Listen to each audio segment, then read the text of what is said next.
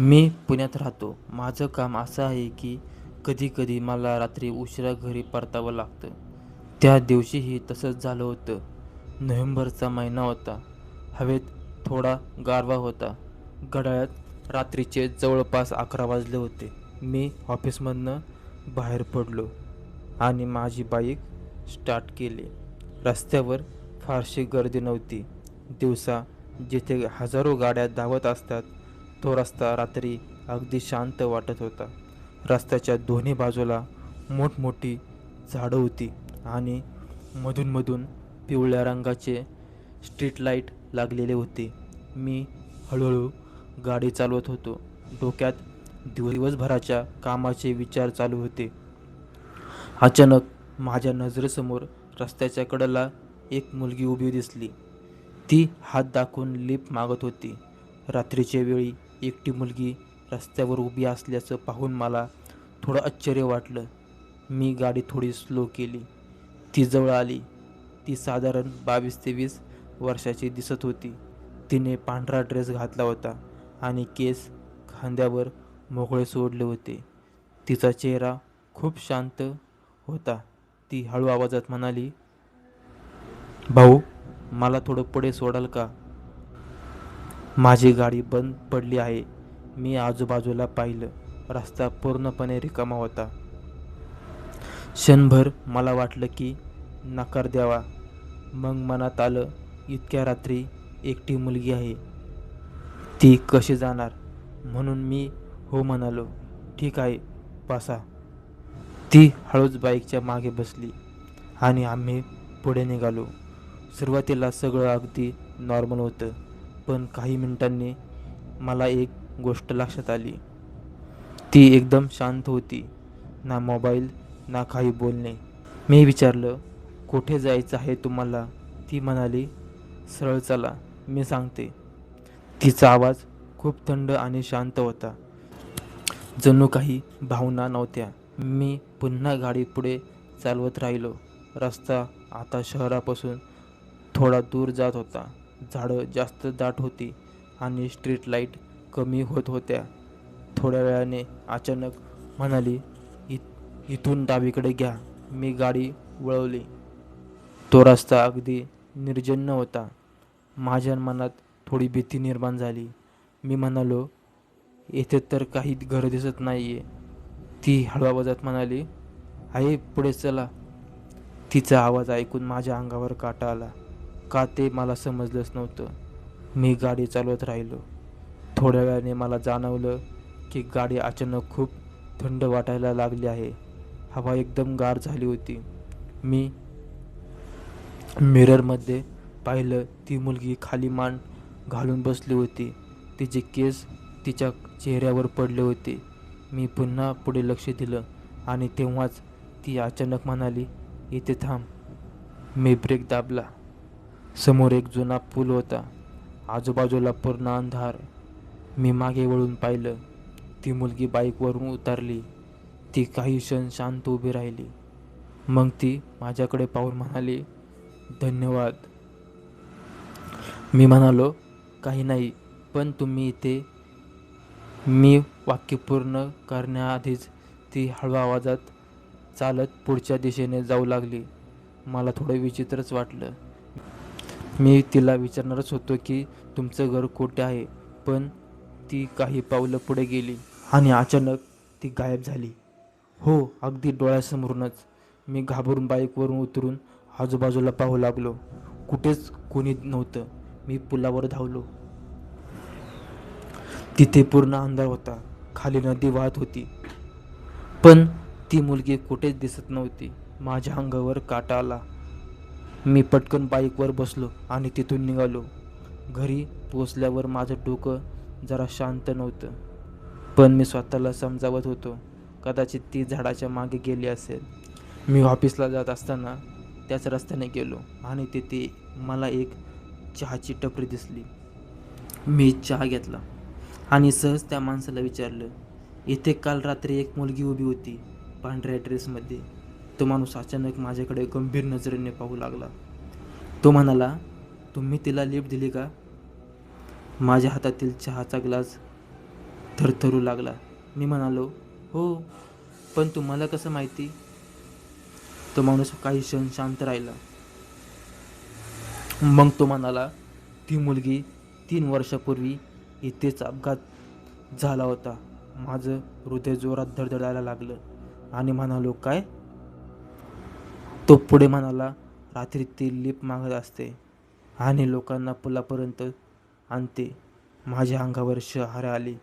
मी हळू आवाजात विचारलं, मग पुढे काय होतं? तो म्हणाला, लोक सांगतात की ती पुलावर जाऊन गायब होते. माझा घसा कोरडा पडला, कारण माझ्याबरोबर काल रात्री अगदी तेच झालं होतं. मी काही न बोलता तिथून निघालो, पण त्या दिवसानंतर मी कधीच त्या रस्त्याने रात्री गेलो नाही. त्या चहाच्या टपरीवरच्या माणसाने जे सांगितलं होतं ते ऐकल्यानंतर माझं डोकंच फिरलं होतं. मी स्वतःला कितीही समजावलं तरी मनात एकच प्रश्न फिरत होता. काल रात्री माझ्या बाईकवर बसलेली ती मुलगी नेमकी कोण होती? त्या दिवशी ऑफिसमध्येही माझं लक्ष कामात लागत नव्हतं.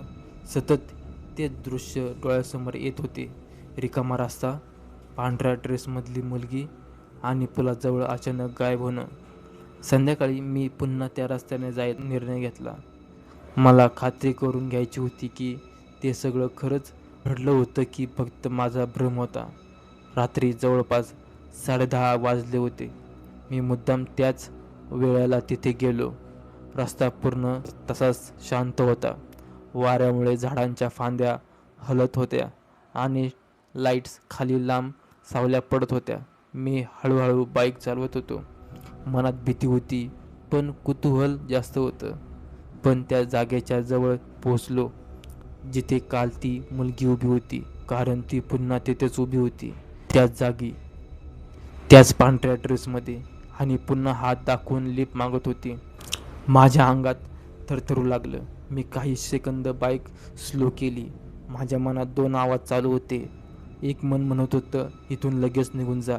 दुसरं मन म्हणत होतं, सत्य काय आहे ते शोध. मी काही क्षण विचार केला आणि पुन्हा एकदा बाईक थांबवली. ती मुलगी हळूहळू माझ्याकडे आली. ती अगदी कालसारखी दिसत होती. तिच्या चेहऱ्यावर पुन्हा तेच शांत हसू होतं. ती म्हणाली, भाऊ, मला थोडं पुढे सोडाल का? माझ्या हाताला घाम आला होता. मी काहीही न बोलता मान हलवली. ती पुन्हा बाईकच्या मागे बसली आणि आम्ही पुढे निघालो. काही सेकंद शांतता होती. मग मी तिला विचारलं, तुमचं नाव काय आहे? ती काही सेकंद शांत राहिली. मग ती म्हणाली, स्वरा. तो आवाज ऐकून माझ्या अंगावर काटा आला, कारण काल रात्री तिने आपलं नाव सांगितलं नव्हतं. मी पुन्हा विचारलं, तुमचं घर कुठे आहे? ती पुन्हा म्हणाली, सरळ चला, मी सांगते. माझ्या लक्षात येत होतं की सगळं अगदी कालसारखंच घडत होतं, जणू एखादा पुन्हा चालू झालेला चित्रपट. रस्ता तसाच शांत होता, थंड हवा तशीच, आणि बाईकवर बसलेली ती मुलगी तशीच शांत होती. थोड्या वेळाने ती पुन्हा म्हणाली, इथून डावीकडे घ्या. मी गाडी वळवली. तोच रस्ता. माझं हृदय आता जोरात धडधडत होतं, पण यावेळी मी ठरवलं होतं की काहीही झालं तरी मी तिला गायब होताना पाहणारच. काही मिनिटांनी आम्ही पुन्हा त्या जुन्या पुलाजवळ पोहोचलो. ती म्हणाली, येथे थांब. मी बाईक थांबवली आणि खाली उतरलो आणि पुन्हा ती पुलाकडे चालू लागली. पण यावेळी मी तिच्या मागे चालू लागलो. ती पुलाच्या मधोमध जाऊन थांबली. हवा अचानक खूप थंड झाली होती.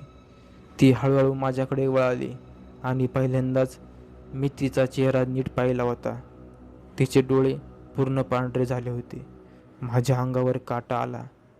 ती हळू आवाजात म्हणाली, तुम्ही पुन्हा का आलात? माझ्या तोंडातून शब्दच निघत नव्हते. मी कसाबसा म्हणालो, तू तू कोण आहेस? ती काही क्षण शांत राहिली. मग ती पुलाच्या रेलिंगकडे पाहत म्हणाली, येथे 3 वर्षापूर्वी माझा अपघात झाला. माझ्या पायाखालची जमीन सरकल्यासारखी झाली. ती पुढे म्हणाली, त्या रात्री मी ही लिफ्ट मागत होते. कोणीच थांबलं नाही.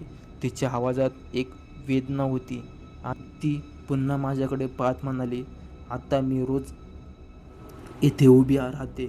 कोणीतरी थांबेल या आशेने. माझ्या अंगावर शहारे आले. मी मागे सरकलो. ती हळूहळू हसली आणि म्हणाली, पण तुम्ही पुन्हा आलात मग?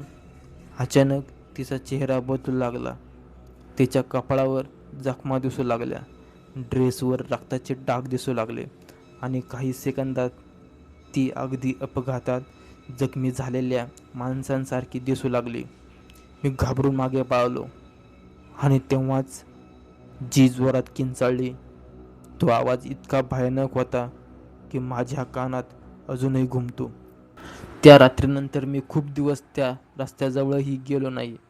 पुलाजवळ जे घडलं होतं ते विसरणं जवळजवळ अशक्य होतं. स्वराचा तो बदललेला चेहरा, तिचे पांढरे डोळे आणि ती भयानक किंकाळी, हे सगळं माझ्या डोक्यातून सतत फिरत होतं. काही दिवसांनी मी स्वतःला समजावलं की कदाचित भीतीमुळे मला सगळं तसं दिसलं असेल, पण कानात कुठेतरी मला माहिती होतं ते खरं होतं. सुमारे 2 आठवड्यांनी एक विचित्र गोष्ट घडली. त्या रात्री मी घरी एकटाच होतो. घड्याळात रात्रीचे 12:30 वाजले होते. मी मोबाईलवर व्हिडिओ पाहत बसलो होतो. अचानक माझ्या मोबाईलवर एक अननोन नंबरवरून कॉल आला. मी थोडा गोंधळलो. इतक्या रात्री कोण फोन करत असेल मला? मी कॉल उचलला. हॅलो, पण समोरून काहीच आवाज आला नाही. फक्त हलक्या वाऱ्याचा आवाज ऐकू येत होता. मी पुन्हा म्हणालो, हॅलो, कोण बोलतंय? काही सेकंद शांतता. मग अचानक एक अनोळखीचा आवाज ऐकू आला, भाऊ, मला थोडं पुढे सोडाल का? माझ्या हातातून मोबाईल जवळजवळ खाली पडला. तो आवाज अगदी स्वरासारखाच होता. मी घाबरून कॉल कट केला. माझं हृदय जोरात धडधड करत होतं. मी लगेच त्या नंबरवर परत कॉल केला, पण फोनवर मेसेज आला, दिस नंबर डज नॉट एक्झिस्ट. माझ्या अंगावर शहारे आले.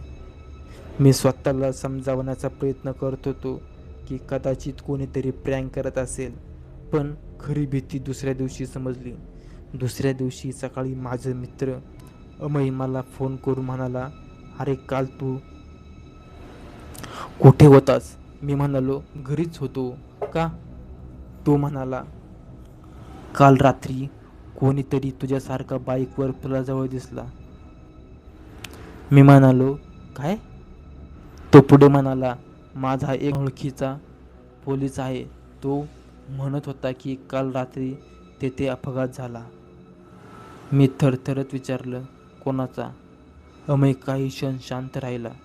मग तो म्हणाला, एक मुलगा बाईकवरून जात होता. अचानक पुलाजवळ त्याची गाडी घसरली. माझ्या हाताला घाम आला. मी हळू आवाजात विचारलं, मग? तो म्हणाला, लोक म्हणत आहेत की त्या अपघात होण्याआधी त्या मुलाने सांगितलं की त्याला रस्त्यावर एक मुलगी लिफ्ट मागताना दिसली होती. माझे हृदय जोरात धडधड करायला लागलं. मी काहीच बोलू शकलो नाही. फोन ठेवला आणि काही मिनिटं मी शांत बसून राहिलो. माझ्या डोक्यात एकच विचार येत होता, ती अजूनही तिथेच आहे. पण काही गोष्टी आयुष्यातून कधीच जात नाही. आजही कधीकधी रात्री उशिरा गाडी चालवत असताना जर एखाद्या निर्जन रस्त्यावर एखादी मुलगी लिफ्ट मागताना दिसली तर मी गाडी थांबवत नाही. कारण मला माहिती आहे, कधीकधी रस्त्यावर उभा असलेला माणूस जिवंत नसतो.